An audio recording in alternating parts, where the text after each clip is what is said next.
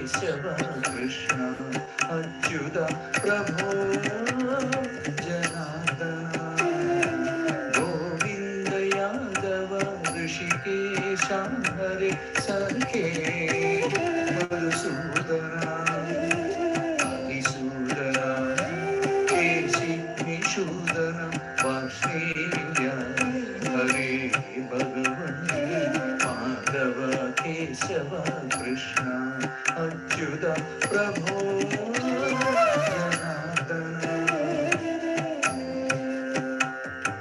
भूतभृद्भूतेश भूतानामीश्वर भूतभावना भूतमहेश्वर ईश्वर परमेश्वर प्रभो ईश्वर परमेश्वर माधव केशव कृष्ण अच्युत प्रभो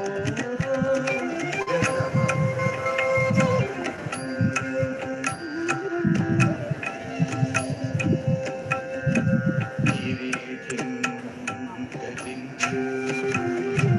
चक्रिं चतुर्भुजा कमलपत्राक्षा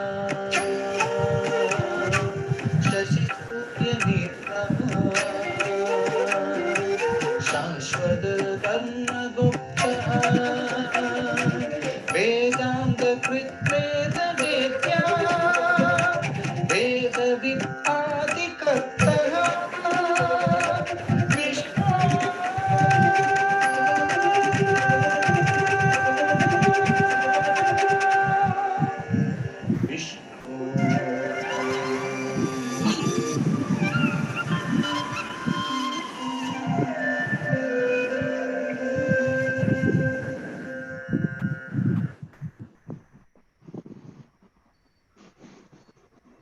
Suprabhadam. Can we have all others muted, please? There is a wind noise. And can we have Swaminathan Ganeshan and Srimati Praveena pinned, please? इसमें अपना photo नहीं जाना ना Sujata, can you request the muting? Can everyone please be muted unless one of us is talking? Unmute yourself. Can we also pin Swaminathan Ganeshan, please? Because these two people are special with the song we just heard. It wasn't justice with the wind noise of what we heard. I know the joy of listening to these, I think there are 70 plus unique names of Lord Krishna, which came in the Namagita. And this Namagita is a very unique concept, specially curated and done by Srimati Praveena. So it is very special that we all heard it. It has been condensed to a 3 minutes length on request. Swaminathan Ganeshan did it for us. It runs 5 minutes plus. This Namagita is the result of 2 years of research by Srimati Praveena. I think they're all the names of Sri Krishna as used in both in Bhagavad Gita, and it has taken her 2 years to select these unique 70 names from a collection of 130 plus names by which Arjunan or Sanjay have called Sri Krishna in the conversation during this Bhagavad Gita, the Kurukshetra war. We all know that the Bhagavad Gita is a face-to-face conversation between Arjunan and Lord Krishna. At the same time, the advisor of Dhritarashtra and his charioteer, Sanjayan, was relating to the blind king everything that was happening at the war front. And both of these very strong characters in Maharashtra, in the Mahabharatam, have called Sri Krishna by more than 130 names. It was Praveena's research based on the significance of the names when they were called, when they were used, what is the situation or the mindset of Arjunan when he asked those queries. Based on all these, the 70 names were selected. And from the selection of 70 names, it was Sri Swaminathan Ganeshan, a very passionate musician who arranged it musically, set it to music, and it was sung by none other than S.P. Balasubramaniam and Shweta Mohan. For those who don't know Shweta Mohan, she's a very versatile, popular film as well as Carnatic singer. So they had these wonderful two people singing. And for me, what is very interesting when Praveena's husband Anand distributed these CDs was that they gave a lovely booklet with it with all the 70 names. And this had a -1 track of the karaoke where you could sing along. It had a duet version of SPB and Shweta Mohan. And it also had a male version with SPB and a female voice version. That is the kind of work we speak, which Srimati Praveena, the guru of this whole Jnananidhi, does. And Swaminathan Ganeshan, we wanted him to sing today, but I think he's been very hectic with travel and stuff. But it's lovely that his Saras Arts Foundation released this. It's a lovely work, and thank you so much for giving us this joy. This can be accessed. All these tracks can be accessed on GN Praveena's YouTube channel.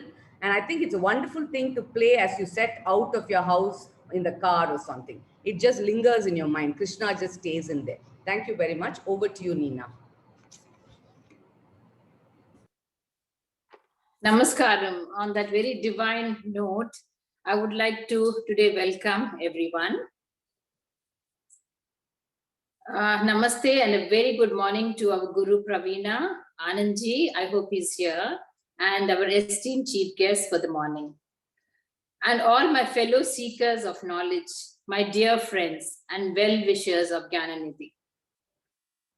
I take it as a privilege to welcome all of you to this very interesting and informative session of this first of our Jnananidhi series. What started off as a simple search to learn Sanskritam, like I mentioned last time, by our group of 20 is now an interesting journey to seek knowledge and to delve deeper into our rich culture and heritage, ancient wisdom and divinity.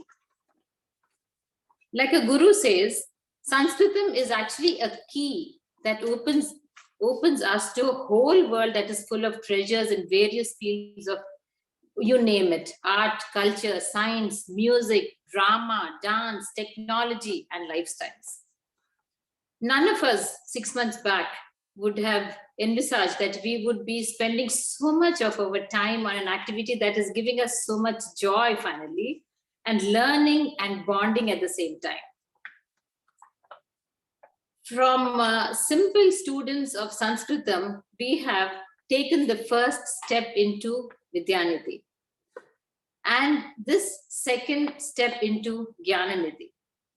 This will eventually take us slowly but surely on to the third step of Kriyanidhi, where we will be actually living the life that we give so much, that will give us so much of happiness and divinity. Our Guru Praveena is so inspiring in her knowledge of Sanskritam and Sanatana Dharma. Her vast knowledge in every aspect and her patience, passion, and enthusiasm are infectious, and we are addicted to you, Guru. We plan to bring to you every month one aspect of Jnana. This month, we have our Sujata Mundra bringing to us some inspirations from the Gita. From the presentation, we will learn in a simple way 2 of the verses from the Gita that will talk about what uncontrolled desires and emotions can blind us and bind us and eventually ruin us if we do not handle it consciously.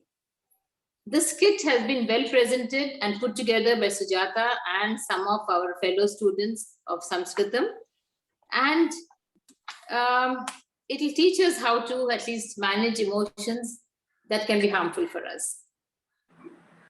The panel discussion that will follow with some really learned minds will further discuss different aspects of Gita and its learning.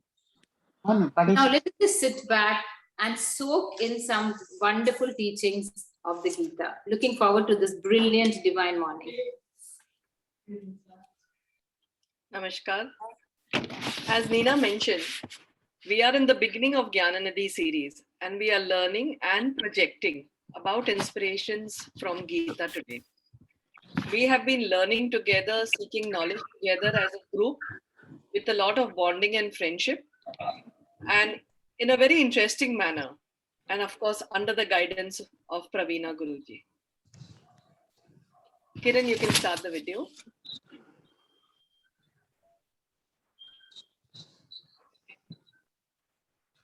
ध्यायतो विषयान् पुंसः सङ्गस्तेषुपजायते सङ्गात् सञ्जायते कामः कामात् क्रोधो विजायते क्रोधात् भवति सम्मोहः सम्मोहात् स्मृतिविभ्रमः स्मृतिभ्रंशात् बुद्धिनाशः बुद्धिनाशात् प्रणश्यति.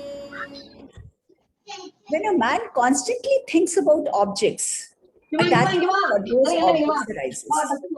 From attachment is born desire, and from desire is born anger.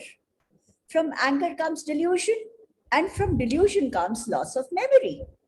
And from loss of memory comes destruction of intellect.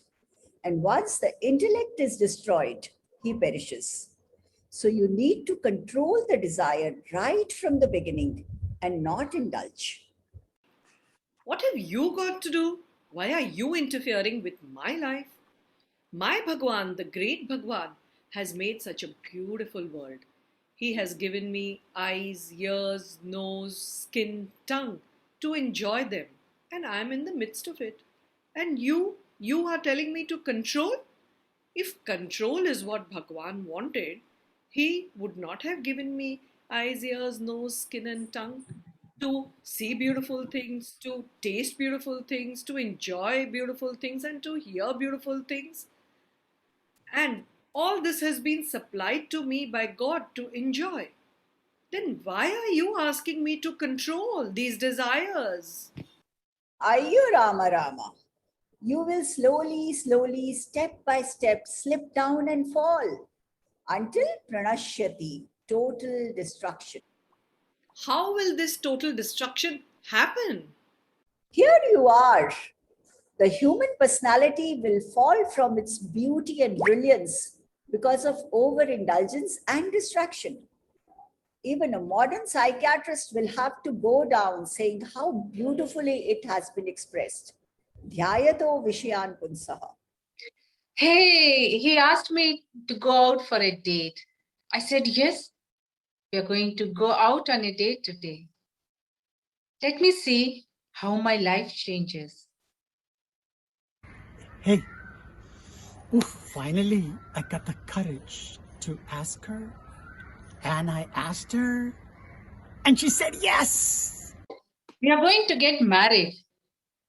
Out of many proposals, I accepted him to be as my better half.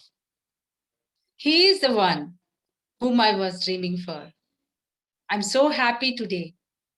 And today, we are going to get married. Hey, I got something to tell you. We've been going on for a while, and I think she's the right one for me. I definitely know she's the right one for me. So I popped the question today, and she said yes. Yes. He feels jealous. He doesn't trust me anymore. He has some trust issues. Comparing my past relationships now and bringing all the relationships now and asking me questions. I'm not going to be with him anymore. I have to talk to him and I'm going to say quits. That's it. I'm not sure anymore. This is not working out. She's spending too much time calling her exes, and I don't think she loves me anymore. I don't like this. I don't like it. Hey, I wanted to talk to you once. I just wanted to clear all the doubt. I don't want to talk to you. I don't. I've had it. Why are you behaving like this? Why are you behaving like this? I have lost trust in you. I've really got trust. I just don't want to think anymore. Just get lost. Get lost. A man who's merely thinking. This is how it starts, of Vishyas, of sense organs. When you have an extreme desire, you go on thinking about that. Dhyayato Vishyan Punsaha. And when the thought of that object or that land, that property, that person, that situation, whatever it may be, increases, slowly, slowly, this arch thought that connects you with that object is called Sangasteshu Pajayate. You become extremely attached with that object or that being.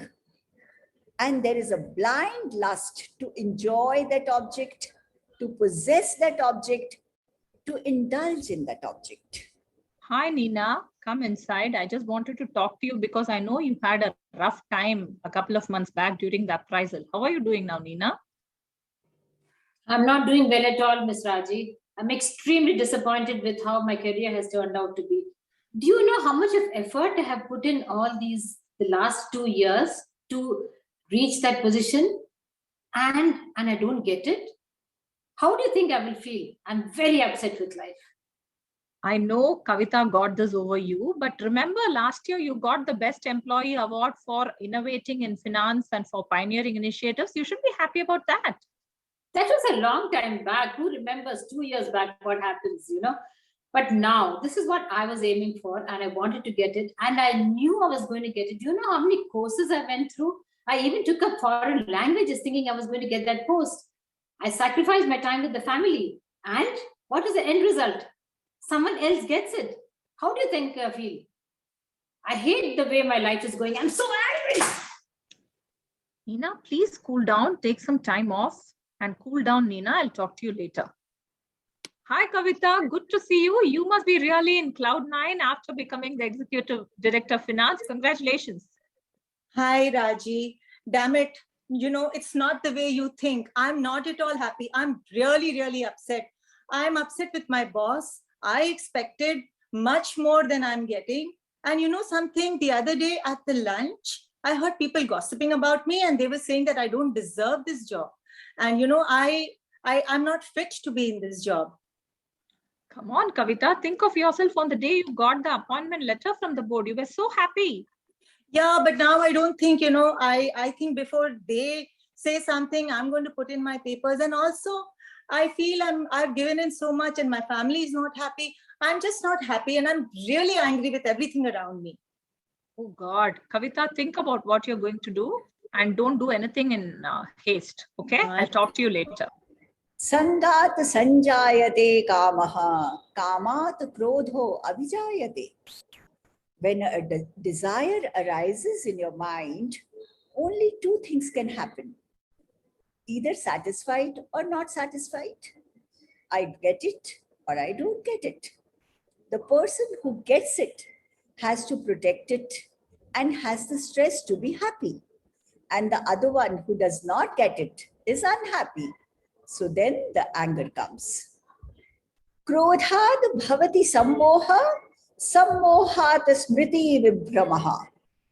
When you are angry, extremely angry, you forget everything and you act without the discriminative power. This leads to delusion. The mind is clouded. So what happens when your anger leads to delusion?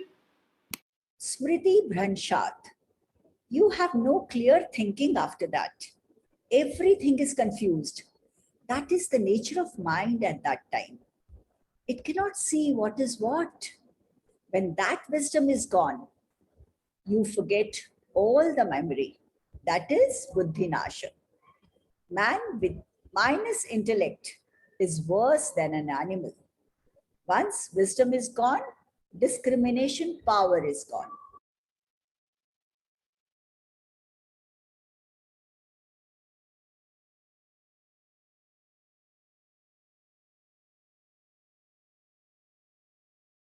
Buddhi nashat pranashyati. You just perish from buddhi nasha. Thus, step by step, you go down.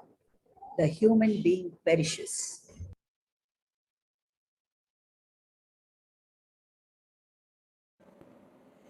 These two shlokas are sometimes referred to as the ladder of fall. They illustrate how one simple thought can lead to the downfall of an individual. When the conscience, that is buddhi, is dulled, the individual is guaranteeing for himself a complete destruction. Namaste.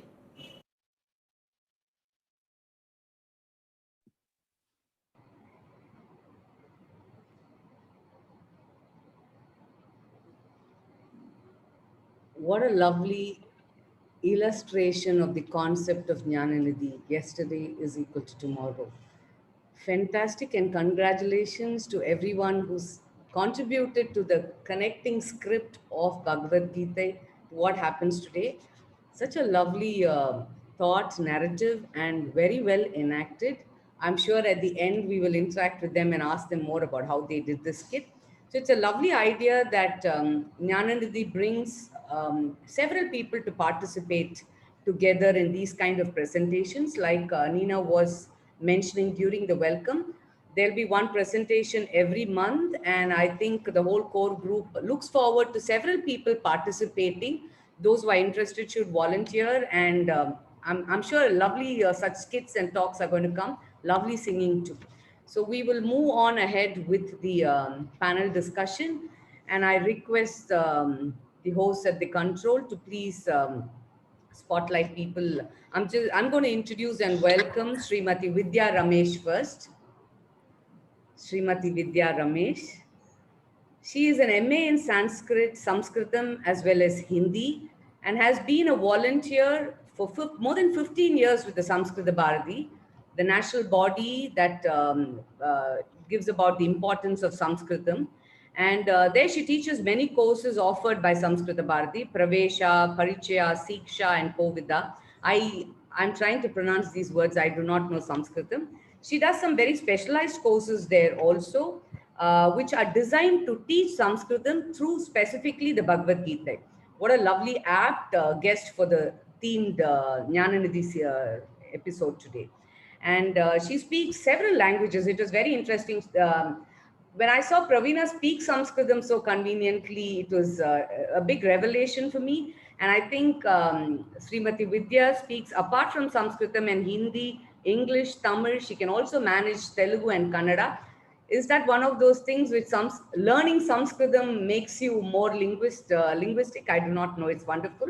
But for me, what is very special about Srimati Vidya is that she is the voice we all got used to with that sloka of the day. So there is this WhatsApp group, which is only an admin or only posting group, where we get one sloka a day, and Srimati Vidya records those slokas, and she gives it to us at 3 speeds with the text. So we actually can recite it along. It's a lovely thing that she is doing. Your love for Sanskritam is really commendable, ma'am. And something I loved listening Praveena say about Srimati Vidya was that she lives her life by the book. She leads a life which is, as mentioned in the Bhagavad Gita, and I could see in my little interaction that she is absolute humility personified. And Praveena was also mentioning how the Namagita idea actually initiated with some project that Srimati Vidya and Praveena did for Samskrita Bharati. Welcome to this morning's event, Srimati Vidya.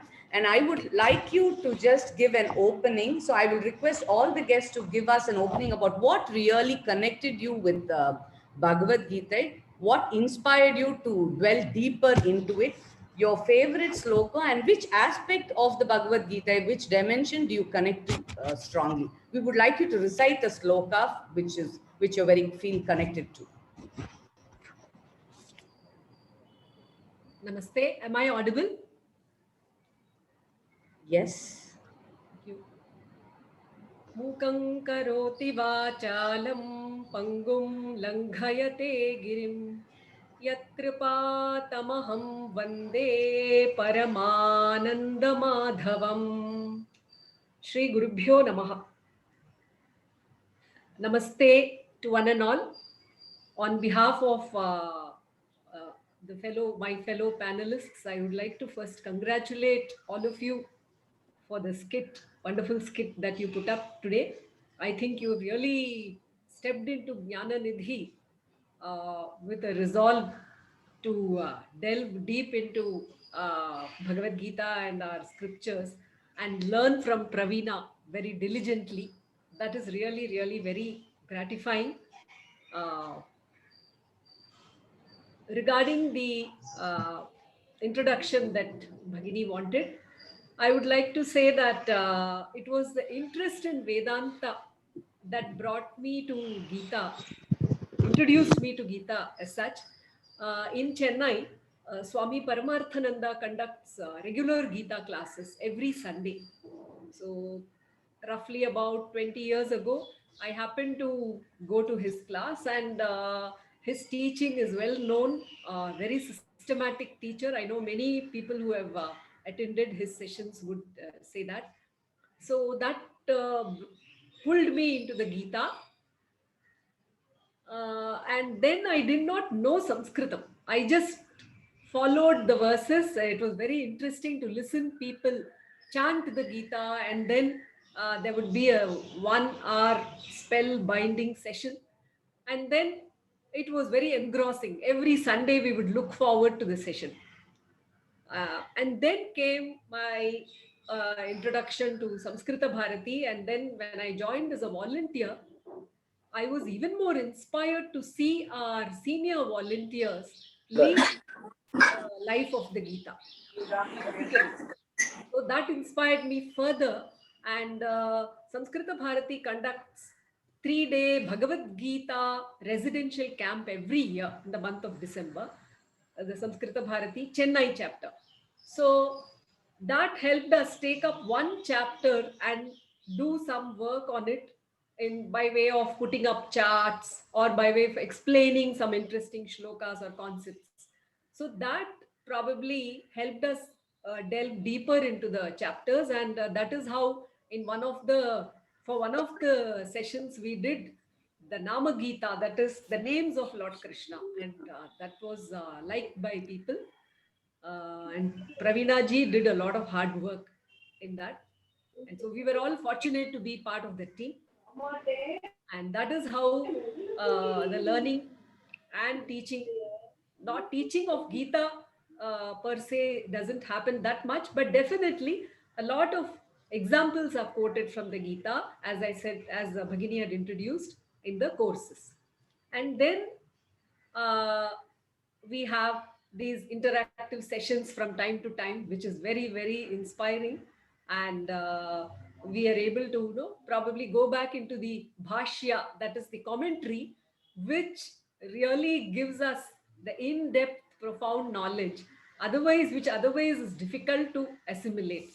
As Adi Shankara himself says that Puruhyam idam, it's quite difficult to understand. It is not an easy text.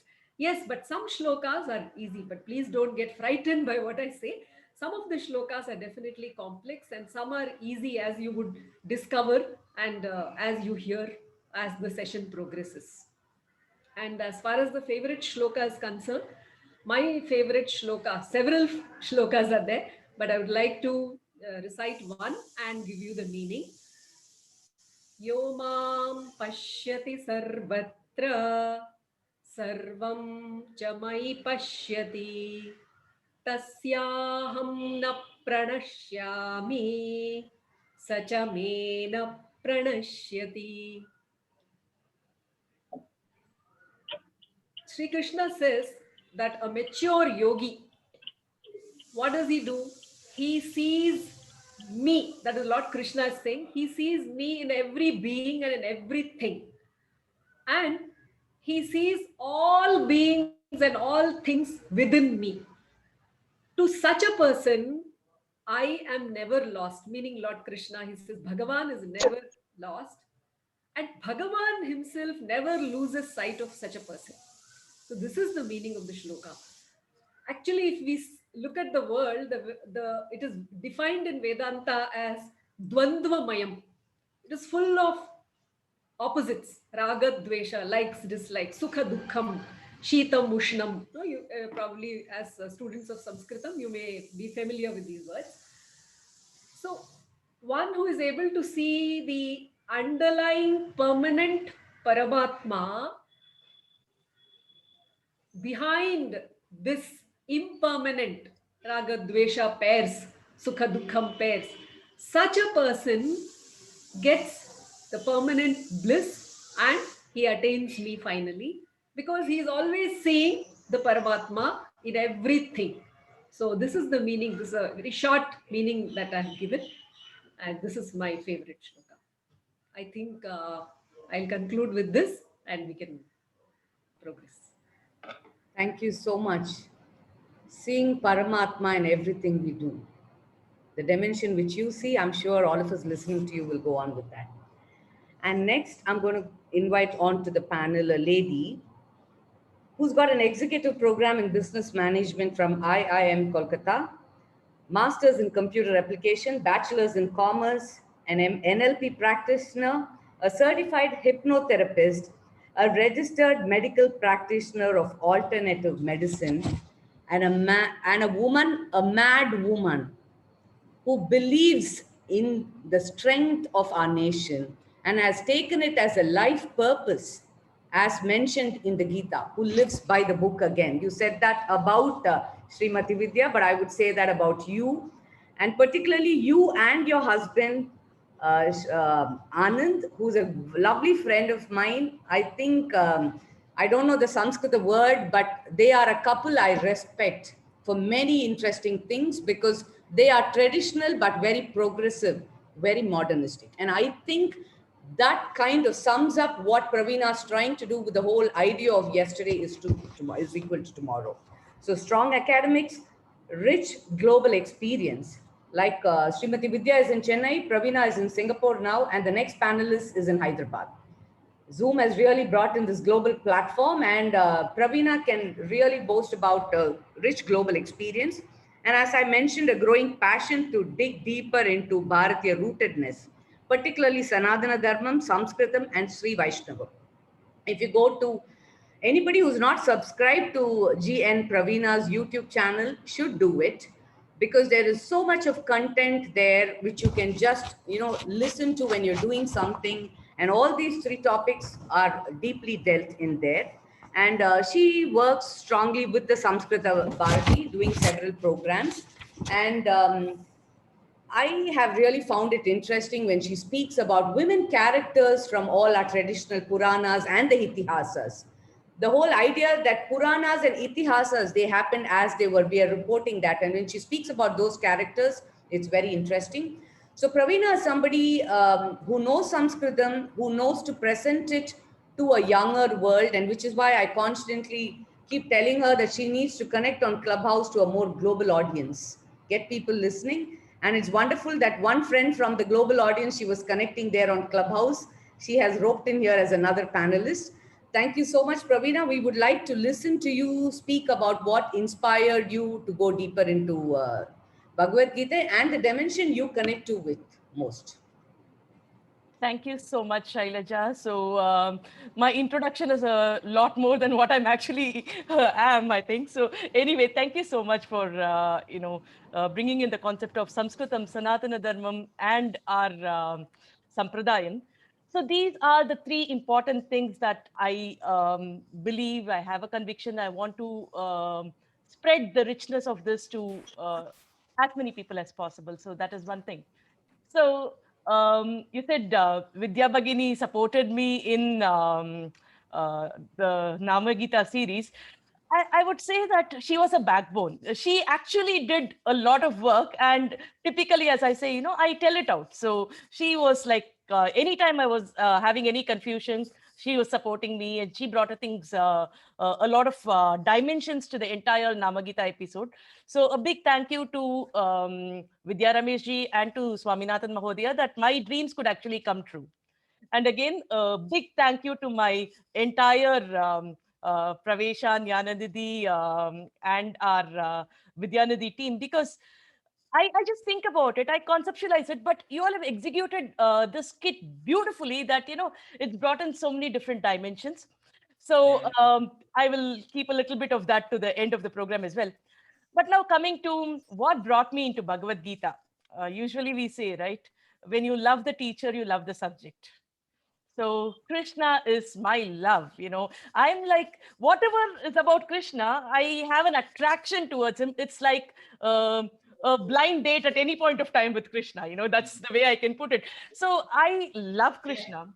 So anything he does, anything he says, anything that, there is one beautiful thing which says, hey Tata in Bhagavad Gita, where it's like in Tamil, if you say, Empa, it's like, hey dad, just listen. So that kind of a thing, that is so sweet of Krishna to address Arjuna as Hey Tata in Bhagavad Gita. So whenever I think of something, I'm like, Krishna is patting on my back and saying, Hey Tata, listen to it. So those kind of interaction with Krishna is what brought me into Bhagavad Gita. So it is not really the Vedanta part, I would say. To me, it is more of Krishna, that brought me in there. So his words, thoughts, actions, just to know him basically.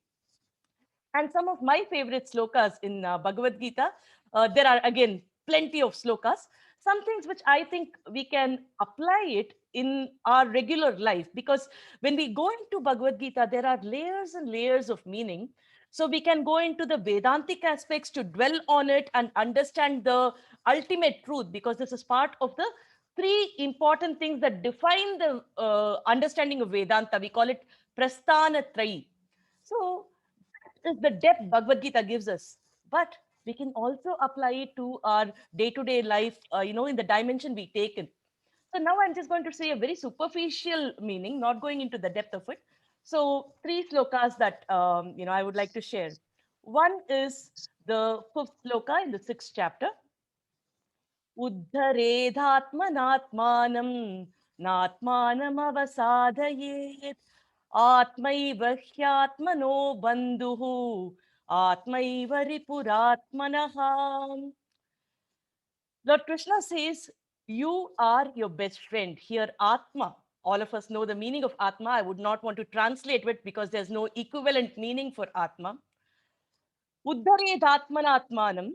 You have to raise yourself. Na atmanam avasadayet. Never let yourself down. Atmaiva hyatmano bandhu. So we typically say, who is going to help me? Is this person going to support me? That person going to support me?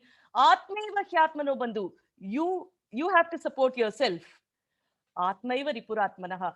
So because if you do not support, when you support, you are your best friend. When you do not support, you become your worst enemy. So Krishna tells us that we have to be a friend to our own self. So such a beautiful thought on how we have to uplift ourselves. In fact, connecting it to the skit that you all did earlier, Bhagavad Ramanuja's explanation of this sloka says that, there is a lot of desire. So if you are looking at this entire samsara as an ocean, now you're trying to go on it, it is like a piece of wood. So this Atma is now going on it. The more desires, the more distractions, the more indriyas, which, we keep carrying, we are going to become heavier and we will sink in the samsara. When we remove everything and we help ourselves with the focus, we can achieve and we become our own friend. So that is a beautiful sloka, which is implementable and which is required by each of us. So I really love that sloka. And the other 2-3 slokas from the 3rd chapter, 21st, 22nd, and 23rd, Krishna says how all of us should be. Many of us are influencers, at least the circle we belong to. So Krishna says, Yadyadhacharati shreshtaha tattadevetaro janaha sayat pramatam kurute lokastadu anuartate. So whatever is the standard set by influencers, leaders, people who follow the scriptures, all others follow. So he says that we have to be very clear about what we do, what we say, and then lead by example. And Krishna did not just say it, he led by example, right? So he actually was a Sarathi to Arjuna. He drove the chariot. In fact, that was not supposed to be equal to Arjuna. So Krishna actually took a step lower than Arjuna in the context of that situation during the war. He was a messenger. How many of us will be willing to be a messenger to a king and visit a enemy's zone, try to negotiate truce, where the enemy actually threatens him to death and was also planning to imprison Krishna? So Krishna did all that. And why did he do all that? He explains that in the next sloka. He says, Name parthasti kartavyam trishu lokeshu kinchana. There's absolutely nothing for me to achieve in any of the three worlds. But then why am I doing it? Krishna says it's because what influencers do, others follow. And if I don't do, people will end up saying, even Krishna did not do, so why should I do, right? So Krishna leads us by example. He is a Saradi, he is a messenger. He does all things which a normal person can't even imagine. And why does Krishna do? Because he wants to be a role model for all of us to follow. So this is such a beautiful thing for us to imbibe in our life. And, that is Krishna and Bhagavad Gita in short. Thank you so much, Praveena. More to come from all of them. But it's lovely when you recite it and give us the meaning with such ease. So we move on to the latest friend I have because of Jnananidhi, Bharata Kunju Srinivasa. He's a Krishna Bhakt from Bangalore with over 20 years of professional experience. Driving business transformations. Can be spotlighted? Bharata, please. He's an engineer by qualification and has various interests ranging from football, commerce, music, food to Sanatana lifestyle and Sanskritam scriptures. And from his business avatar of data and metrics, his interests have evolved back to our national treasures of Itihasas and Puranas. Though working with processes to enhance production in business, he talks passionately about increasing our life's productivity through knowledge of the Bhagavad Gita. He is currently in Hyderabad, I hear, and it was lovely, Bharata, to see your daughter come in there and tell you something, and that you shifted the whole frame probably to make it easy for them to go on with their household. That says something about you as a man living by the Bhagavad Gita. My mic was on. Sorry, my apologies. I didn't know. No, your mic was not on. I was just observant. We could see it on the frame. It wasn't on. But it said something about, I think we can speak something and we can live something else. I think we admire all those people who live what they speak, and we could see that little glimpse we got from what you did in there. Thank you so much. And yesterday, while speaking to Bharata, he said something. He said, our nation is losing something very, very important, such a treasure, because our lives have changed immensely. We're not the kind of yogis we could be if the knowledge of things like Bhagavad Gita were more into our lives. And what is beautiful is that Praveena met Bharata in a clubhouse room, which spoke about all these things that we are passionate about. So that is the new avatar of Jnananidhi, and resonance of yesterday is equal to tomorrow. Over to you, Bharata, Sri Bharata, about the dimension which really connected you with Bhagavad Gita and your favorite slokas. We would love it if you could just start with your singing, because he's very fond of singing. I like having men sing here. I seriously, I don't know where I am, what am I doing here. Is my voice audible, right? I mean, there is no disturbance much. Yes, sir. Sorry, I don't feel so. This is something new for me, that being I don't even know what a panelist is supposed to be. But yeah, sometimes things will happen. Mukopi yat prasadena mukunda shayanayate. Mukopi yat prasadena mukunda shayanayate. Raja Rajayate Rikto Raghavendram Tamashraye. I mean, that's a small thing I could recite quickly. Bhagavad Gita, right? I mean, we all have our own journeys. My journey happened during college days, and it's actually very interesting. At that age, if you are, even if you have glossed over not read or studied, or even not to the full extent, even if you have been through the first 2-3 chapters, maybe 4 chapters, you can be a stud boy in the campus, because see, emotions are very high. That age, 18 to 22, the professional colleges, right? The emotions are very, very high. And raga is all, it's all about raga, right? Gita, there has to be a raga behind every Gita, right? So it's all emotions running high there. At that time, we tend to, that age also, right? For me, the interesting thing is, I could relate to Krishna. Whatever he spoke seemed like my voice, and a lot of arrogance. Everyone else looks like Arjuna to you except yourself. Okay, that's the kind of arrogance also that perhaps was with us. But then more we kind of read through Gita again and again and again, right? We slowly then start shifting our position closer towards Arjuna, and we have a great way. We have a long way to even be Arjuna, right? We are not even close to him. He's an amazing student, as good a student as there can be. That's the reason we heard everything through him. He's our companion. A lot of times, in a class, we have a nice, inquisitive guy who also has this familiarity with the Guru, right? There is a closeness with the Guru. They take a lot of this, luxuries, breaching the line.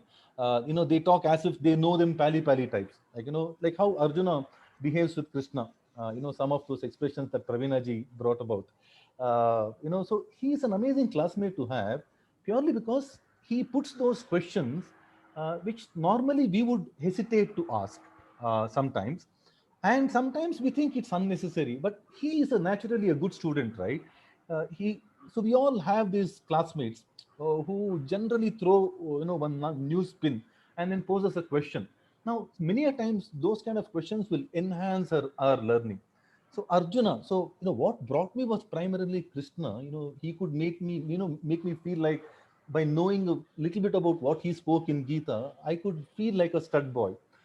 And then repeat learnings, right? One thing that happened very early to me was, the second time I read, the entire perspective changes. The third time I read, the entire perspective. So every time we read, there is a new, like for example, today, there is a very nice blessed soul who was talking about those 2 shlokas. Dhyayato vishayan pumsaha sangasteshu pajayate sangat sanjayate. Beautiful. Kamaha. Kamat krodho vijayate krodhat bhavati sammoha sammohat smriti vibhramaha smriti bhramshat buddhinasho buddhinashat pranashyati. Brilliant 2 shlokas, right? Context. Look, Krishna doesn't speak anything unsolicited. He just doesn't give the entire story of Gita unless being asked for it. And there is a very strong reference to the context that Krishna throws back. He's showing the mirror to Arjuna in terms of how his Vishada came into being. We have this question, okay, he also fought the Virata war, but how come Arjuna couldn't go to that moroseness at that time? Why did that Vishada occur only this moment? The same Acharya, same Pitamaha, the same guys were in the opposite. And he was in fact, he was uncalled for. He was only the charioteer, right? He didn't have to, but he burst forth himself. He didn't have that Vishada. What brought him to the Vishada at this moment? Krishna is showing the mirror. Boss, you started thinking on the objects. When the enemy lines are drawn, when Duryodhana is getting edgy, he shows Pashyetan, Panduputrana, Acharya. He goes to Dronacharya with a lot of these edgy behavior, right? Arjuna should have waited till the end. He had the blessings of Durga. Just prior to this, where Sanjaya narrates, right? Yato Krishna, Sato Jayaha and all, he got complete blessings of Durga. And blessings of Durga means you are injected with the Rajoguna. There is an extra dose of Rajoguna in you. And Rajo, when it is uncontrolled, he says in 3rd chapter, Kama Esha, Krodha Esha, Rajoguna Samudbhavaha. Kama, dwells in Rajoguna. When unfulfilled Kama, when it has the tendency to become Krodha, Krodhatmaka kind of a Kama, is seated. It's not alien. Don't have any problem with it. Have a way for it. Like how Apuryamana, Machala Pratishtam, Samudramapaha, Pravishanti, Yadvat Kama. Kama should enter us as though we are like that ocean, Achala Pratishtam kind of an ocean. When we are stable, whether river is bringing water in complete gush, he takes it. Whether the river is completely dried up, okay, fine. The ocean doesn't really bother. Or if the river is entering in its natural course, fine. I mean, the ocean doesn't have anything to dwell, right? So kama is okay. But when it becomes krodhatmaka, and this Krishna now is showing the mirror, right? You started thinking, like, there is a moment where a lot of ikshu, like, yavadeta nirikshe, nirikshana, yavadeta nirikshe, yodhukaman avasthitan. First of all, this guy says, Sena yor madri, ratam stapaya mechuta. Why? Wait for them to come. He wants to break the line and go ahead. See, going ahead is basically, you are here, the enemy is there. Going to the middle of the forces means you break the line. I want to go ahead. So this guy can't wait. Like, at the state of extreme Rajoguna, blessings from Durga, he starts contemplating on the enemies. Yavadetan niriksheham yodhukamana vastitan kairmaya saha yodhavyam. Okay, asmin rana samudhyame yotsyama aveksha, like aviksha, niriksha, like, a lot of iksha. Like, iksha is dhyayato vishayan pumsaha. Sangasteshu pajayate. Sangha made him so vulnerable. The people who were described as, Samitinjayaha, Maharathaha, suddenly started looking like Acharya, Drishtuvemam Swajanam Krishna. He starts, right, when he shows Drishtuvemam Swajanam Krishna, Yuyutsum Samupasitam. People who have gathered, Yuyutsu, people who have gathered to fight here, they are primarily our own people, my own people. So that attachment, Sangas Keshu Pajayate. Sangha Sanjayate Kamaha. Now he starts getting desirous. What's the kind of a desire he expresses? One is the Lupta Pindo, the Kakriyaha. He doesn't want to let go of the heritage, like the lineage. Yesha Amarte Kamchitam no Rajam. So I want to have the kingdom while they are around me. I don't want them to be not around also. So there's a lot of attachment. Okay, Kama. Then, Sangha Sanjayate Kamaha. Then he started becoming desirous, right? Kamat Krodho Bijayate. He started calling everyone Atatayinaha.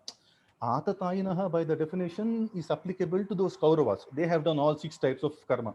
Like, holding the weapon, abducting the woman, abducting your wealth, your land. I mean, there are 6 types of karma that defines an Atatayina.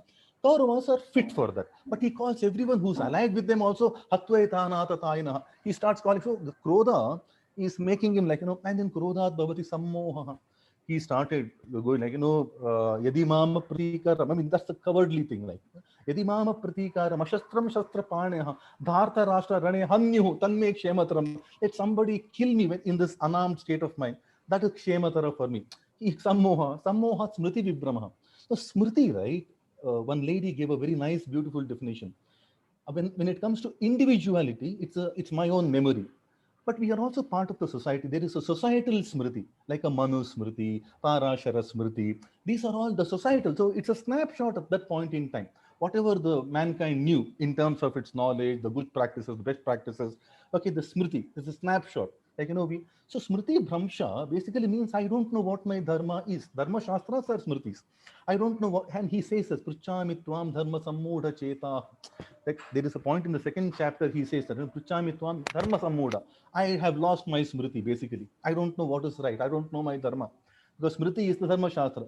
Smriti bhramshat buddhinashat pranashyati. Such a ruined state, the guy who was called the Pandava, Madhava Pandavaschaiva, when Sanjaya describes that Arjuna is the Pandava, Madhava Pandavaschaiva, Pandava can be anyone, but it's referring to Arjuna there. From being the Pandava, Mahabaho, Sanjaya's last description before Arjuna, before Krishna starts the Bhagavad Gita in the chapter 2, is Vishidantam, the cry boy, the cry baby. He was called as the Vishidantam. That's see, everyone is as good as their last performance, right? So Arjuna's last performance is Mayotya iti Govinda Muktva Tushni Babuvaha. So that guy then became the Vishidanta. So Lovely, yeah. So no. I also, because a lot of these things are coming back to you again as questions, and I know how you flow freely, and I think you should have a full session. And let me tell you, friends, you must go to Clubhouse, where Clubhouse cultures, we do speak for 6 hours to 13 hours at length. And you must listen to Bharata speak there about Manusmriti and several others, Sasanamam, several topics like that. But I'm going to come back to you again with another question on this. But it was lovely to listen to you speak about the dimension you connect with most, which is the psychological angle of Bhagavad Gita, which impacts him most. But I'm going to go to the next question. Can we have all the panelists spotlighted, please? All the 3 panelists and me spotlighted. My next question is to Srimati Praveena. So we're speaking about Bhagavad Gita happening in the Yuddha Bhumi when everybody is waiting to go, at which Bharata so beautifully explained there. We got glimpses, we've transported there. But tell me, in such a mood, is that when you ask 700 plus questions, and did it really happen? This is actually a frequent question which comes to me. So, first of all, why did Krishna choose a war field in order to say the Upadesam? And how can possibly 700 slokas be spoken in a Yuddha Bhumi? And, when war is happening, everybody is fighting. Can somebody really sit, focus, listen on what is explained and things like that, right?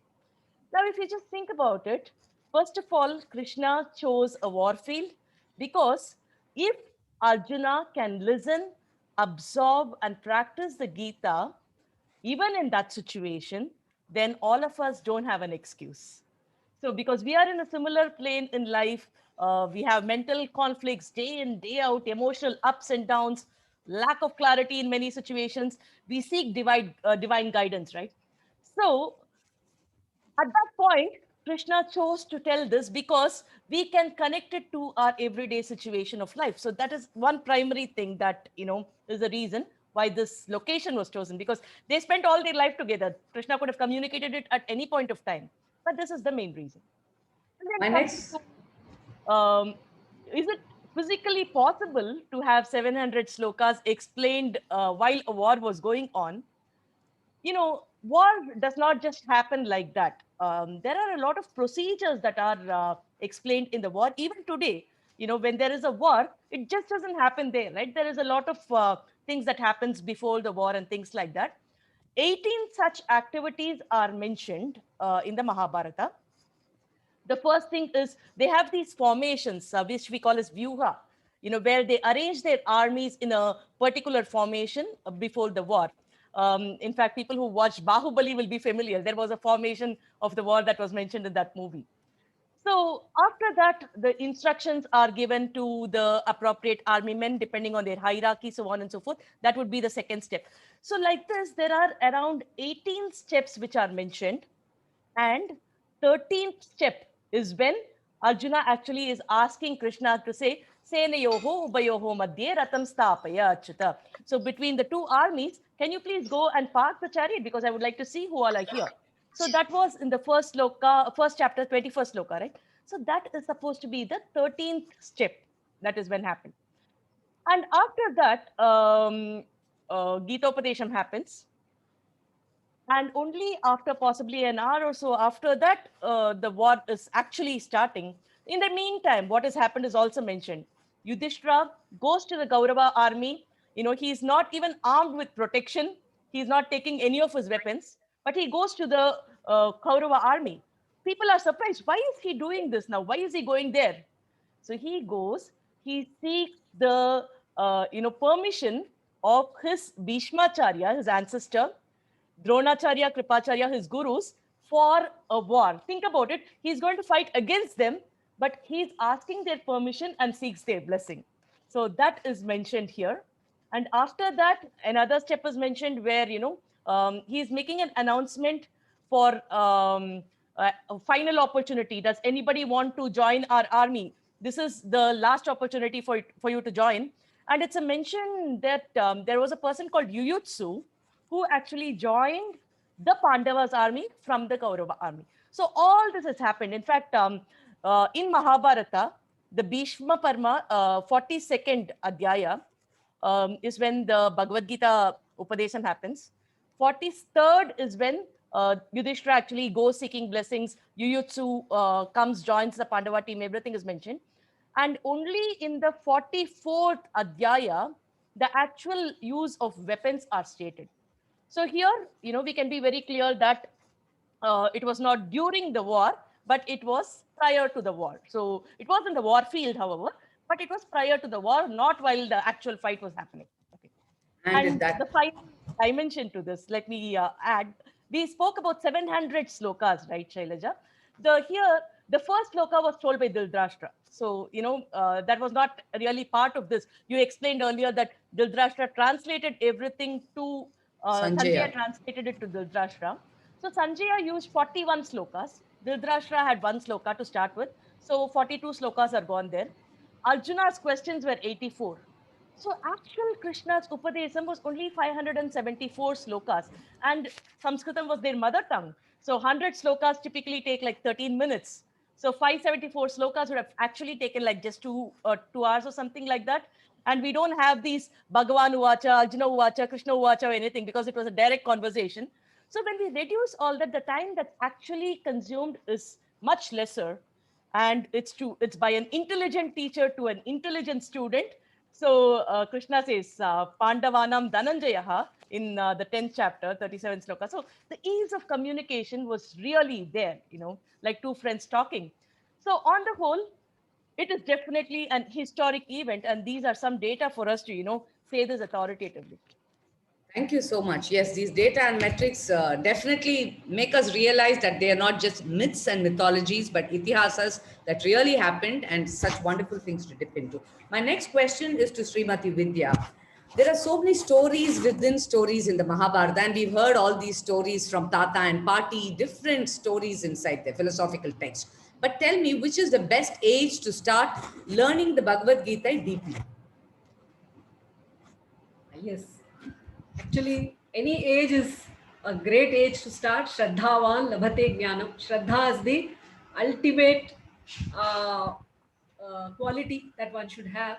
But ideally speaking, a youth is most benefited by the Gita. As our Bharataji said in the beginning itself, that youth is going through a turmoil of emotions in his mind, and Praveenaji also said that.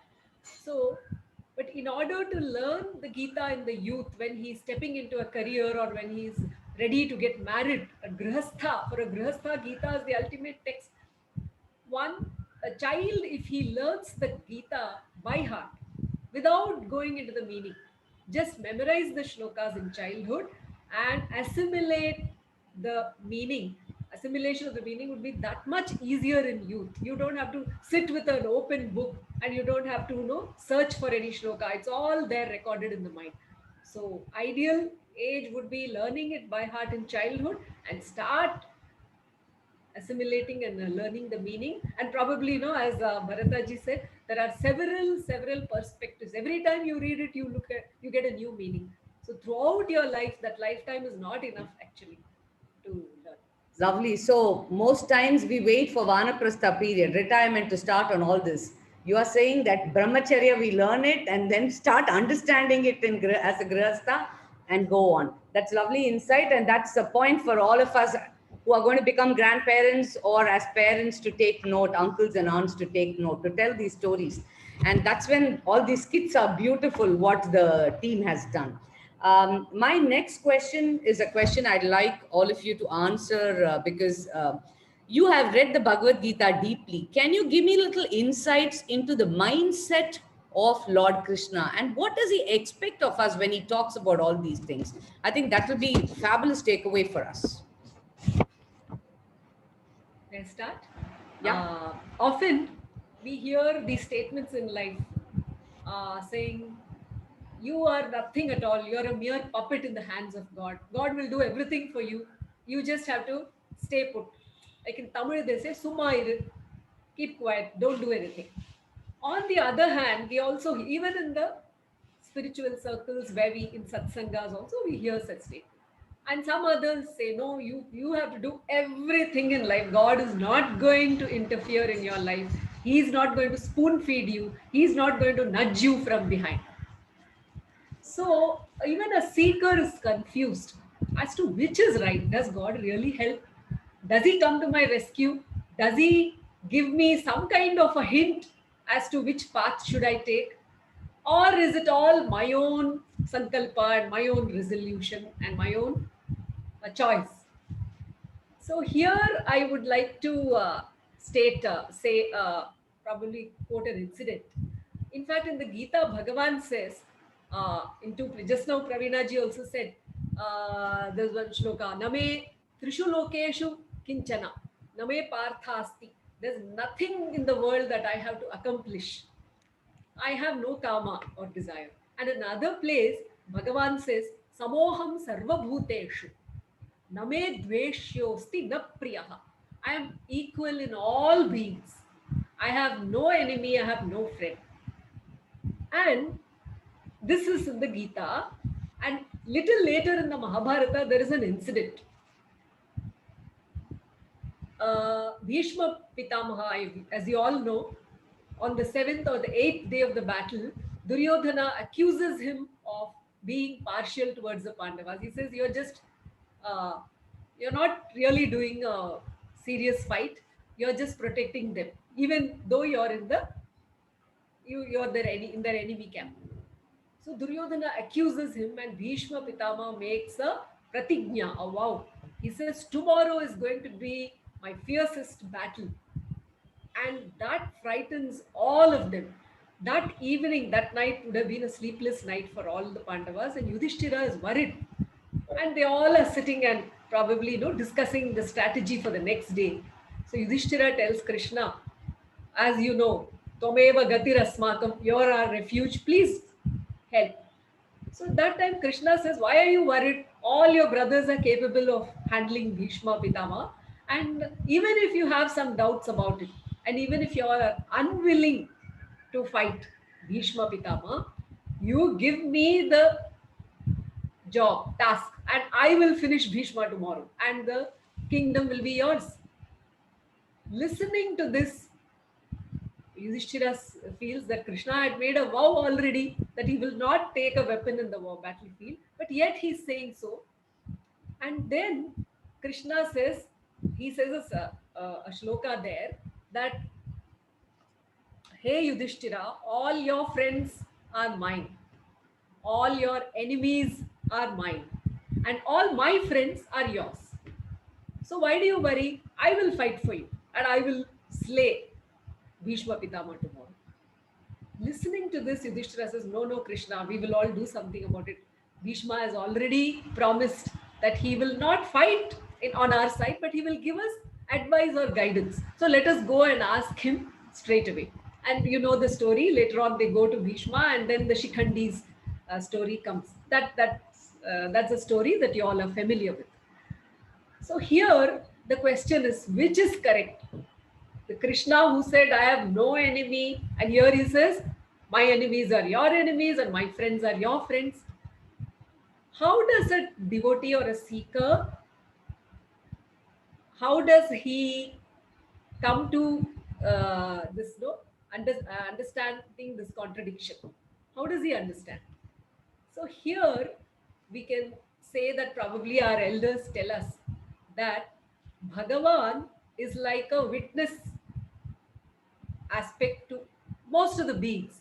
Whoever is indifferent towards God, he will be like a witness. He says, okay, it's like the sun shining, and under the same sunshine, a thief, a robber steals, and a gentleman helps also.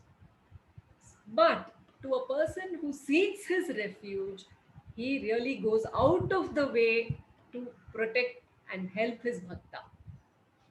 Like our elders say that God is like a mirror. You hold a mirror and then you say that I want to be your friend, and he is a friend of yours. You say that I want to be your child, and he becomes a parent. Or you say that you're my child, and he makes you Yashoda or Nandalala. So that is the mindset of Krishna, that a devotee understands as he progresses and learns the Gita and other texts. So here, definitely the mindset of Krishna is Bhavagrahi Janardana. He looks at the bhava or the intent of a devotee, and not how skillful he is or how intelligent he is. All that doesn't matter. So bhava shuddhi is something which an aspirant should keep on working on. Lovely. Thank you so much. So I have a dharma to keep as the moderator of this session. So I have to crash in with a few questions together. But my next question, two questions together to Srimati Praveena. I've often seen, Bhagavad Gita has such relevance across genders, across nationalities, no class difference. It really applies to people across things, communities, race. So can you speak to us about that? And also the second part of the question about why do we need to memorize these slokas? Why can't we just start read it, understand it, listen to you all talk about it, and live my life with that? Why should we memorize? Both of these questions, please.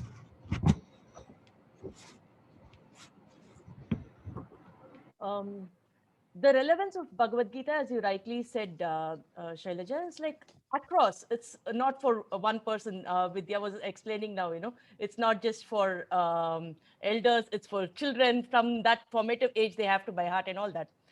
So in fact, you'll be surprised to know that Bhagavad Gita has been translated in more than 80 languages across, and people across the world have been reading it. So, there is Bhagavad Gita in German, there is a Bhagavad Gita in French and whatnot. Every language seems to have Bhagavad Gita translations.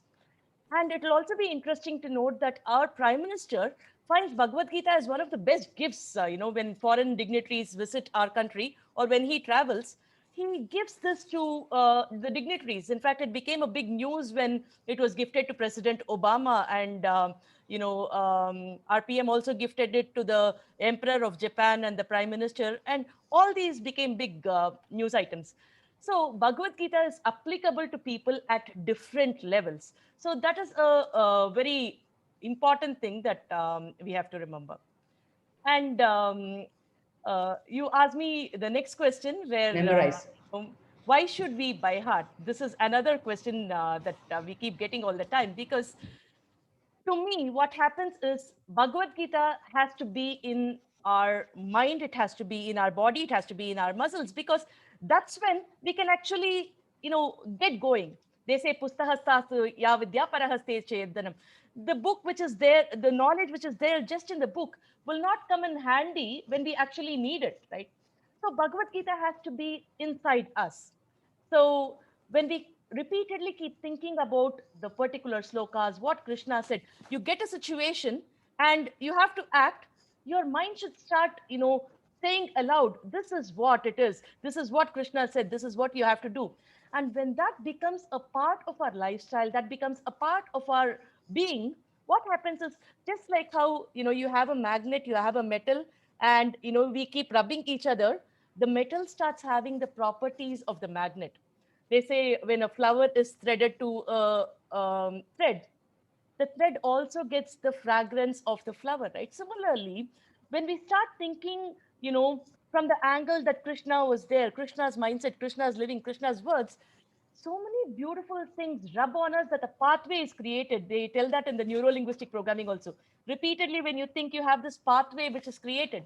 And then our actions automatically become the way he preached. Now, all of you did the skip. Dhyayato vishayan pumsan sangaste pajayate. So the next time we get angry, our mind has to start thinking, okay, I am angry. So what does this mean? This means that, I have allowed myself to succumb to some kind of an expectation, some kind of a desire. What is it? So we can do our course correction. Am I really angry at something? Which means that, you just go back a little bit. Did I say wrong words to somebody, which is not really required? We just go back a few steps. So what happens is when we have these slokas by hearted, it becomes our inner voice. It speaks to us aloud. So it automatically becomes a guiding factor to our life. Thank you so much. So it's about 1 hour and 15 minutes since we started, and we need to close in another 10 minutes. So if anyone from the audience have any question, I'd like you all to post it in the chat, and maybe the panelists would like to answer one of that. Let's keep in mind that we do need to finish within the time, but we will be present here, and I particularly request the panelists to stay on after the program also, because we can ask you further things and informally chat. And so I'll request the panelists give you all about 30 minutes only. I'm so sorry, because I'm sure we can listen to you for 3 hours at length. But would you like to summarize and give us salient points which you'd like us to keep in our mind from the Bhagavad Gita? Request others to type in your questions, please. Thank you. Can I have Srimati Vidya start with the 30 seconds summary? You're muted, ma'am. Actually, in the Gita, there are several shlokas which talk about precise meanings of very, very important words and terminologies like jnana, dharma, shraddha, and so many other things. Each chapter delves into it. Like, for example, the 13th chapter talks about what is jnana, amanitvam, adambhitvam, and Lord Krishna talks about 18 to 19 qualities that should be there, which makes a person jnani. And there's no book knowledge mentioned at all there. So these things are like a revelation to a learner. And then there are several of them. I would like to relate one here. Lord Krishna says, how should the speech of a seeker be? How should one train to have austerity in speech? Here he says, Anudvegakaram vakyam satyam priyahitam chayat swadhyaya abhyasanam chaiva vangmayam tapa uchyate. This is vangmayam tapa. What are the aspects that we should cultivate? Anudvegakaram vakyam. Our speech should not hurt anybody. It should not make anybody angry or sad or tensed. Satyam, of course, truth is the most important thing. Priyam, which is soothing to the ears, pleasing to the ears.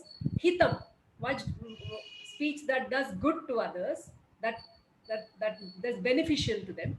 Swadhyaya, one who is always contemplating and referring to the scriptures and contemplating and trying to act upon it. And abhyasanam, practice, like chanting, parayana, as Bharataji said in the beginning.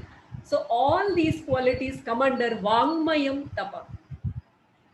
So this is just one example of learning the Gita and then taking something from it. Thank you. Ravina ji.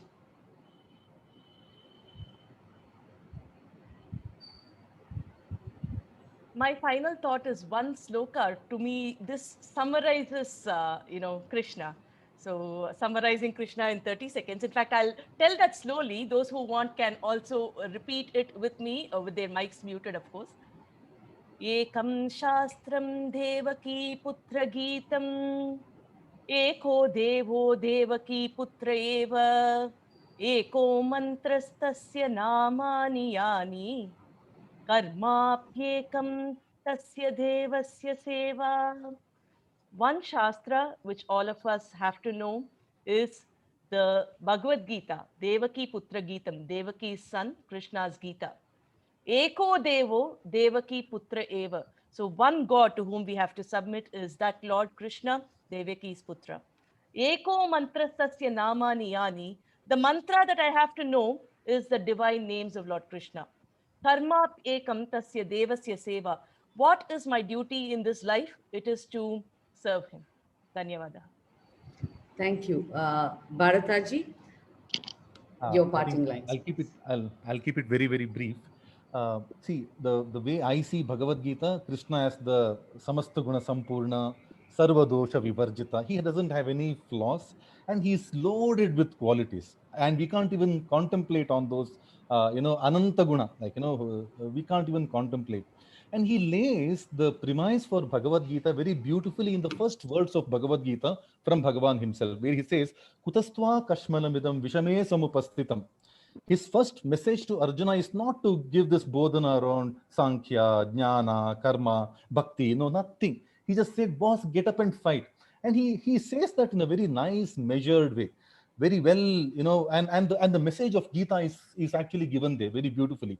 Kutastva Kashmalamidam. Where are you getting these crazy thoughts? Vishame samupastitam. We are in the moment of reckoning all the time. Now, somebody asked this question: is Yuddha good? I don't know. We will maybe answer that. One thing we need to understand, if there is a message from Gita, is that Yuddha is the everyday life. We are constantly Yuddha. I mean, maybe as human beings, we are led to the delusion that everything is hunky dory. No, nothing is hunky dory. We are constantly in the Yuddha, and then we need to play that responsibly, right? It's also one of my Gurujis, like, Pejawar Swami, when you look at his pravachanas around Gita, the message that comes out very clearly is live your life as though this is your last day, right? You don't have to really worry about it. When we look at movies like Gitanjali, there's a lot of melancholy. We can admire all those concepts. But if you can bring the same thought, right? Live your life today as if today is your last day. What would you do? How would you maximize yourself?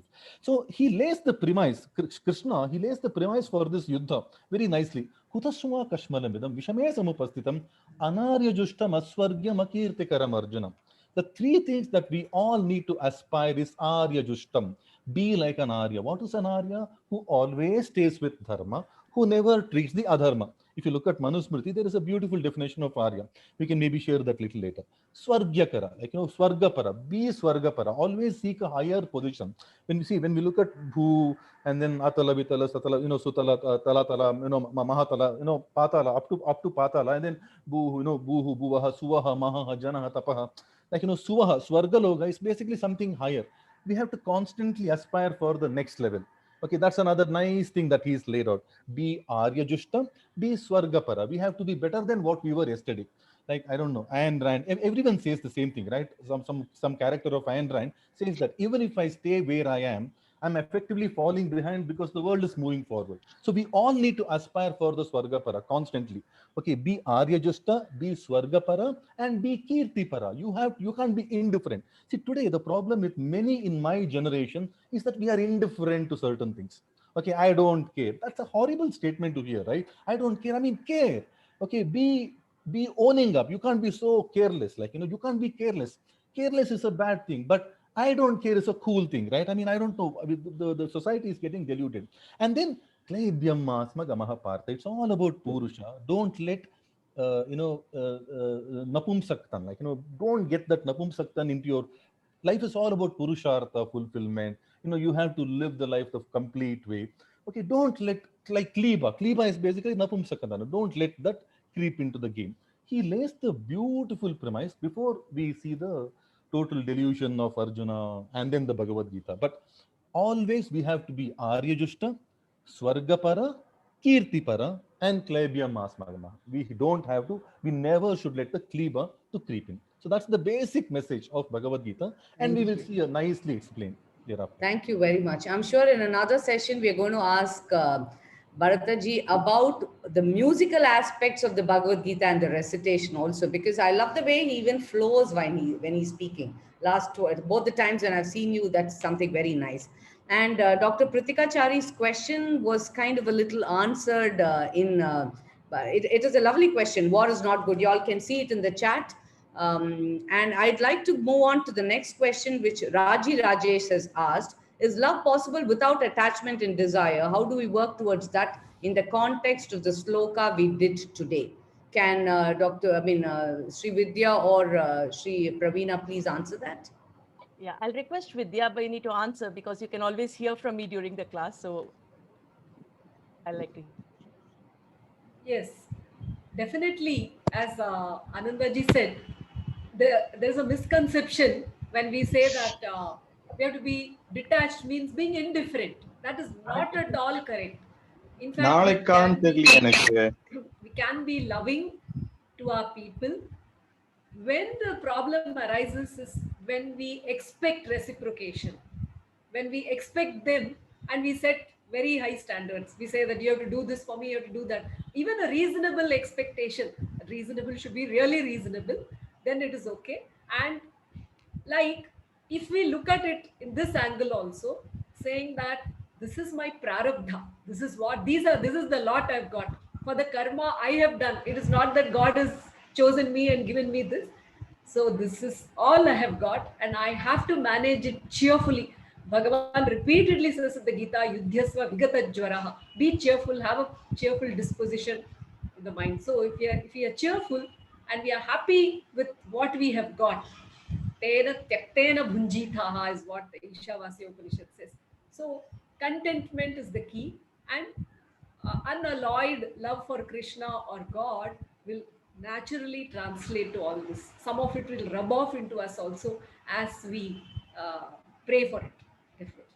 Thank you so much. Srimati Pravina, would you like to add something to it? And I leave it to the panelists to go through the questions there. Asha's question and Gayatri's comment, Viji's comment. I'm sure the panelists are reading all of that. So if you specifically want to answer something in this segment, we'll do it. Otherwise, we will move on to Sushi Bagni's thanks note, and then informally we can chat. Oh, definitely. So I would like to add on to that, and I would also like to say a big thank you to Vidya Bhagini and Bharataji on accepting this on my request. It's been wonderful, knowledge sharing session by both of you. There is a lot. There is a lot to know about Bhagavad Gita. We are just, trying to tell things here and there, and that itself is a lot. So going into every word, in fact, people say that it's not even sentences, it's not even words, it is the aksharas and even the pauses, which makes so much of a difference in Bhagavad Gita. Vidya was telling that, the Krishna wants us to be cheerful. And in fact, Sanjaya says that in this, place where so much of war and confusion is happening and Arjuna is giving up, the way you look at Krishna, he says, Prahasanniva Bhashata. He is talking with that smile on his face in that Yuddha Bhumi, So that is something that we have to bring as our, lifestyle based on whatever we can learn from Krishna. So a big thank you to all of you who started this entire Jnananidhi with so much of energy, enthusiasm, knowledge sharing. I can see the amount of efforts that's gone into creating this skit. So many of you played different roles. I know how many videos have actually come together to compile this whole thing, bring out the meaning that we try to say with respect to what really happens on an everyday basis. It's not easy because on one side, we have to understand Bhagavad Gita. On other side, so many scenarios happen. Which scenario should we take in order to bring it here? How to combine these in a way that everybody can understand? And in the process, we are still learning. So it's a combination of a lot of things. And I think the skit came out really well and it's met the objective. So congratulations to the entire team for working on this. A big kudos to Sujata Mundra Bhagini and Nina and the entire team who worked. I have a request to the host to unpin the panelists. We can go on gallery mode or speaker mode. And thank you so much for the opportunity to Namaste. Questions. Thank you. Good morning. Yes, Pravina ji, are we going on with you or shall we ask Sushi Bhagini to? I would just like to say a word or two before I give it to Sushi Bhagini. So one thing that I want to say is, what are we trying to do in the Yesterday is Equal to Tomorrow series is that there is a lot of resource that is there in our country, which we as Bharatiyas, we belonging to this country are not really aware of at this point of time. So Vidyanidhi was to, say that, hey, there is so many things. We have to look into that, think of these resources. So the entire Vidyanidhi series that we did for 6 months was to tell us that there is a lot more than what we are actually exposed to at this point of time. And with so much of knowledge, now this Jnananidhi is like, we are, looking at it a little bit at a time to see that, okay, what is this? It's like giving a tasting of something. Do you like this? Yes, please explore a little more. So we are trying to taste a lot of things here. So this time we've attempted that with Bhagavad Gita, and there is a burst of knowledge that's come out of it. And we will keep having a lot of things like this. So request all of you, those who are in the audience today who've really not got into this yet, please join. Sushi Bhagini will soon be sharing all the details. And I know that there are a lot of knowledgeable people in the audience as well. I can see Narayan Mohanji who's joined. I can see Vijay Bhagini who is, really given her life for the propagation of Sanskritam, Bhagavad Gita, etc., who's also there in the audience. So please connect with them. And they are like huge resources for us to add in our entire journey of Yesterday is Equal to Tomorrow. So over to Sushi Bhagini. Thank you all so much.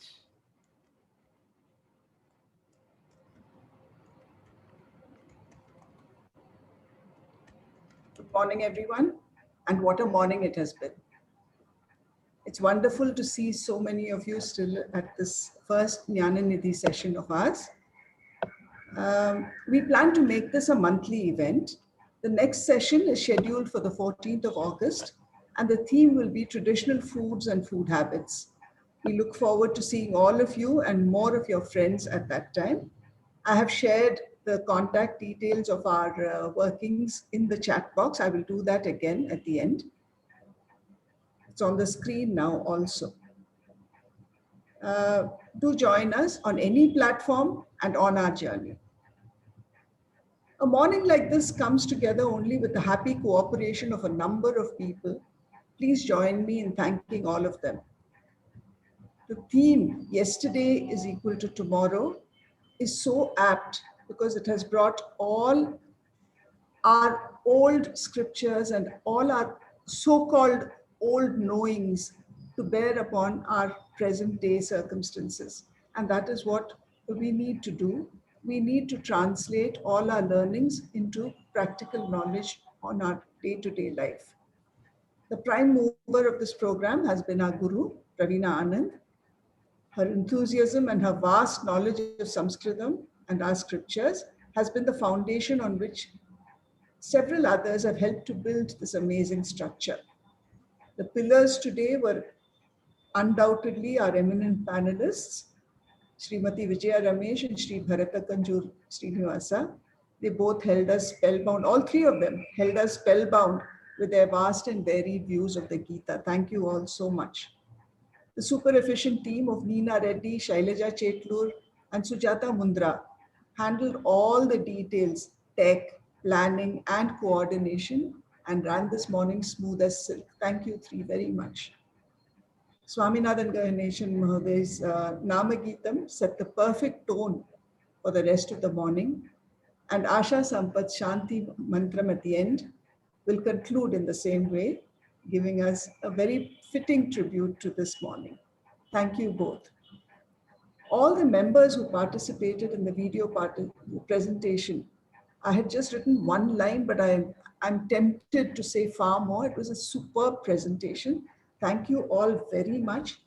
Bringing the Gita to us in such a capsule where we actually see ourselves and see ourselves reflected in that skit, and yet know that these teachings came from many, many million years ago.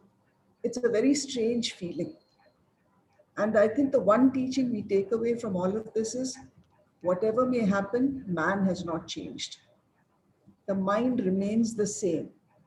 And the mind reacts, whether it is Arjuna that then or it is me today, we are reacting the same way. The brain is the same, and the same teachings need to be reiterated over and over again. And for that, I thank Sujata Mundra, Sudha Suresh, Renu Agarwal, Lakshmi, Raj Iyer, Raji Ramesh, Neena Reddy, Kavita Modi, and Anu Agarwal. Fantastic presentation, all of you. Thank you so much. Thank you many times over to all of you for this pleasant and enriching experience. We look forward to seeing you over and over again. As someone has suggested in the chat box, we should bring college students to something like this, which kind of goes with what Sri Srinivasa said, which is youth is where it affects the most. Youth is where you can be most effective with the teachings from the Gita in particular. But I think it extends to all the topics that we are going to discuss in the Yesterday Equals Tomorrow series. So maybe we can think of that the next time. Thank you all very much. Suprabhat.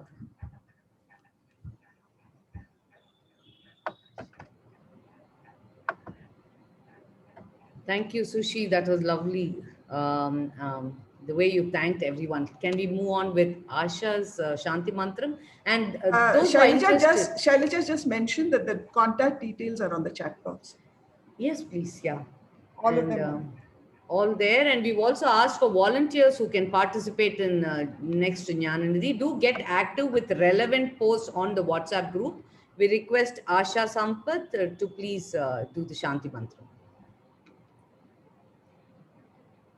आदे वर्षतु पर्जन्यः पृथिवी सस्यशालिनी देशोऽयं क्षोभरहितः सज्जनाः सन्तु निर्भया शान्ति शान्ति शान्तिः.